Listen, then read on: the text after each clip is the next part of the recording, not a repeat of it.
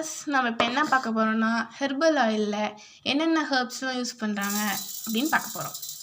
First பார்த்தீங்கன்னா இது வந்து கருவேப்பிலை, இது வந்து ஆம்லா நெல்லிக்காய், அது வந்து துளசி, இது வந்து முருங்கைக்கீரை, இது வந்து ஆஃப் லெமன் சேர்க்குறோம்.